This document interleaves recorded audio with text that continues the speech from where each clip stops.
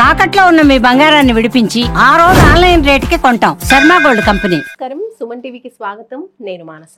ఈ రోజు మనతో పాటు ఉన్నారు జ్యోతిష్య రత్న, జ్యోతిష్య చక్ర వైభవ నిపుణ డాక్టర్ రాళ్లపల్లి రవికుమార్ గారు. వారితో మాట్లాడదాం. జూలై మాసానికి సంబంధించిన రాశి ఫలాలు ఏ విధంగా ఉన్నాయి అనే విషయాలు తెలుసుకుందాం. గురుగారు నమస్కారం అండి. నమస్కారం. గురుగారు, జూలై మాసానికి సంబంధించి ద్వాదశ రాశుల యొక్క రాశి ఫలితాలు తెలుసుకోబోయే ముందు గ్రహ సంచారం ఏ విధంగా ఉందో తెలుసుకుందాం. తప్పకుండా అమ్మా. శరదిందు సమాకారే పరబ్రహ్మ స్వరూపిణి వాసరాపీఠ నిలయే సరస్వతి నమస్తుతే. సుమన్ టీవీ ప్రేక్షకులకు నమస్కారం. ముందుగా ద్వాదశ రాశుల్లో నవగ్రహాలు జూలై నెలలో ఎక్కడున్నాయో తెలుసుకుందాం. సూర్యుడు 17 జూలై దాకా మిథున రాశిలో ఉంటాడు, తర్వాత కర్కాటక రాశిలోకి వెళ్తాడు. కాబట్టి సూర్యుడు వచ్చేసి మనకి ముఖ్యంగా అంటే నెల గురించి చెప్పుకున్నాం కాబట్టి 16వ తారీఖు దాకా మటు ఖచ్చితంగా మనకి మిథున రాశిలో ఉంటాడు. నెక్స్ట్ వచ్చేసి గురువు కూడా మనకి మిథున రాశిలోకి ప్రవేశించాడు కాబట్టి మిథున రాశిలోనే ఉంటాడు ఈ నెలలాళ్ళు కూడా. అలాగే బుధుడు వచ్చేసి మనకి ఈ నెలలాళ్ళు కూడా కర్కాటక రాశిలో ఉంటాడు. ఇక కుజుడు సింహరాశిలో ఉంటారు, అలాగే కేతు కూడా సింహరాశిలో ఉంటారు, అలాగే రాహు కుంభరాశిలో ఉంటారు, మరియు శని మటుకు మీన రాశిలో ఉంటారు. కాబట్టి ఈ ద్వాదశ రాశుల్లో ఈ నవగ్రహాలు ఈ స్థానాల్లో ఈ మాసం అంతా ఉంటారు. గురుగారు, జూలై మాసంలో మీనరాశి వాళ్ళకి ఏ విధంగా ఉంది పరిస్థితి? ఏ విషయాల్లో అనుకూలతలు ఉన్నాయి? వాళ్ళ రాశి ఫలితాలు తెలియచేయండి.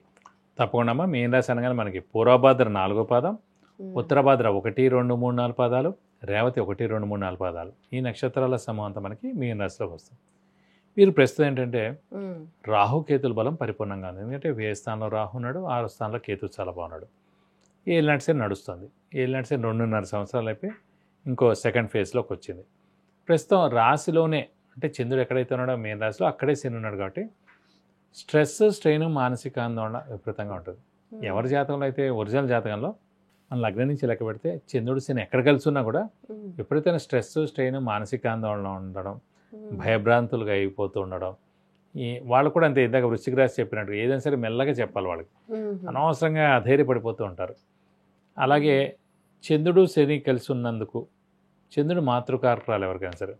సో మన తల్లి కూడా ఎక్కువగా ఆలోచిస్తూ ఉంటారు, విపరీతంగా ఆలోచిస్తూ ఉంటారు. ఎందుకంటే చంద్రుడు శనితో కలిసి ఉన్నారు కాబట్టి మనమే ఆలోచించడం కాకుండా చంద్రుడు మదర్ కారకుడు కాబట్టి వాళ్ళు కూడా ఎక్కువగా ఆలోచిస్తుంటారు మనం. సో అలాగా మీన రాశిలో ప్రస్తుతం చంద్రుడితో పాటు శని ఉన్నందుకు విపరీతమైన స్ట్రెస్, స్ట్రెయిన్, మానసిక ఆందోళన, ఆలోచన, అధైర్యం ఎక్కువగా ఉంటుందండి. అలాగే చతుర్థ స్థానంలో గురువు బాగున్నాడు. చతుర్థ స్థానం అంటే గృహస్థానం, వానస్థానం, సౌఖ్యస్థానం, విద్యాస్థానం, తల్లి స్థానం. సో ఈ 5 స్థానాలకు అధిపతి చతుర్థ స్థానం. కాబట్టి తల్లితో చాలా బాగుంటారు, తల్లి చాలా బాగుంటారు, ఏం ప్రాబ్లం లేకుండా ఏడాదంతా. ఆరోగ్య విషయం కానివ్వండి, ఆయుష్ విషయం కానివ్వండి. అలాగే వాహన స్థానం, వాహనం కొనని వాళ్ళు వాహనం ఖచ్చితంగా కొంటారు. అలాగే గృహం లేని వాళ్ళు ఖచ్చితంగా స్థలం కానీ ఇల్లు కానీ కొనేందుకు అవకాశం ఉంది. అలాగే విద్యార్థులు విద్యాస్థానాన్ని కాబట్టి విద్యార్థులకి సువర్ణ అవకాశం ఉంటుంది. విపరీతమైన మంచి మార్కులు, ర్యాంకులు సాధించడం, మంచి యూనివర్సిటీస్లో అంటే మంచి కాలేజీలో సీట్ రావడం, సో అందులో జాయిన్ అవ్వడం, అది ఫారిన్ అవ్వచ్చు, ఇండియన్ అవ్వచ్చు. సో విద్యార్థులు పట్టిందల్లా బంగారం చెప్పుకోవచ్చు అన్నమాట.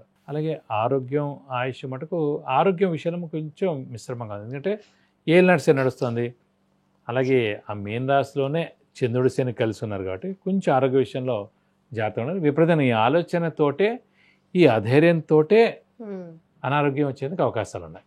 కాబట్టి ఆలోచన తగ్గించండి, సరిపోతుంది. అలాగే వ్యాపారస్తులు కూడా మిశ్రమంగా ఉంది కాబట్టి పెద్దగా ఎక్స్పాన్షన్కి వెళ్ళడం, కొత్తది పెట్టడం అవి చేయకండి. క్రెడిట్స్ ఎక్కువగా ఇవ్వకండి. అలాగే అప్పులు వాళ్ళ బెడత కూడా తప్పదు, కొత్త అప్పులు కూడా చేయాల్సి ఉంటుంది.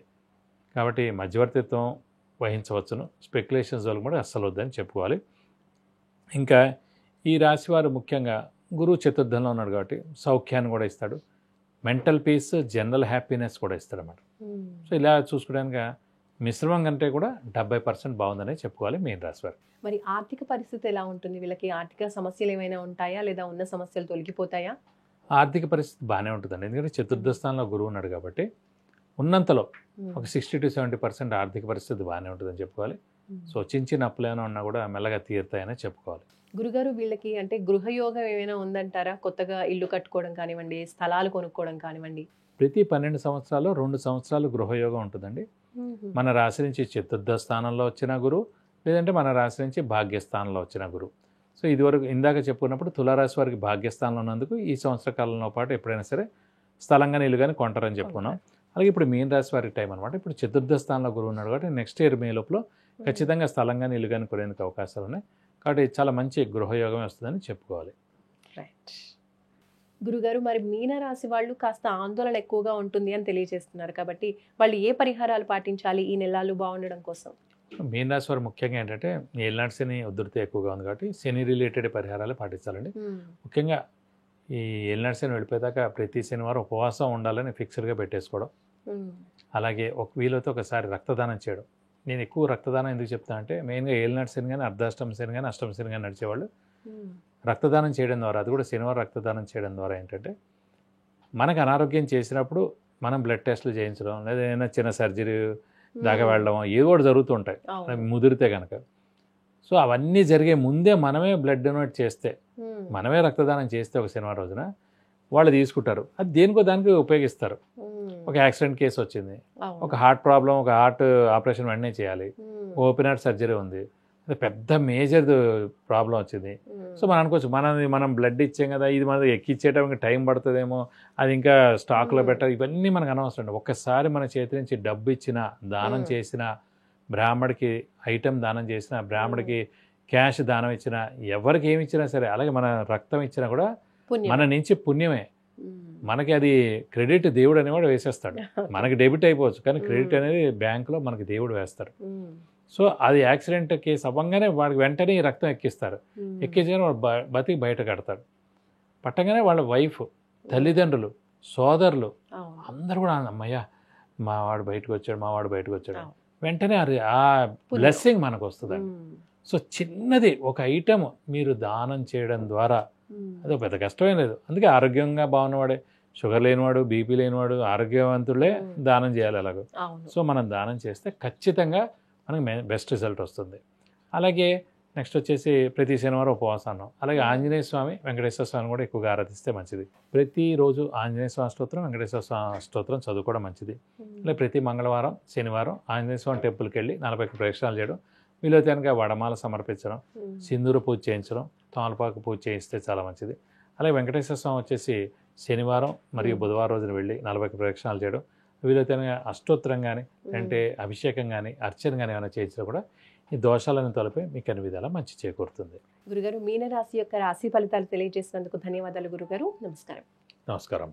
విద్య, ఉద్యోగం, వివాహం, వ్యాపారం, సంతానం, ఆరోగ్యం, ఆర్థికం ఇలా ఎటువంటి సమస్యకైనా సరే గురువుగారు నుంచి మీరు పరిహారాలు తెలుసుకోవాలి అనుకుంటే స్క్రీన్ పైన కనిపించే నంబర్స్ కి కాల్ చేసి లేదంటే వాట్సాప్ చేసి అపాయింట్మెంట్ తీసుకోవచ్చు. మీ సమస్యలకి పరిష్కారం తెలుసుకోవచ్చు. చూసారు కదండి, మీనరాశికి సంబంధించినటువంటి మాస ఫలితాలు గురుగారు తెలియజేశారు. అలాగే పాటించవలసిన పరిహారాలు కూడా తెలియజేశారు. కాబట్టి తప్పకుండా మీనరాశి వాళ్ళు ఈ పరిహారాల్ని పాటించండి. చూస్తూనే ఉండండి సుమన్ టీవీ. నమస్కారం.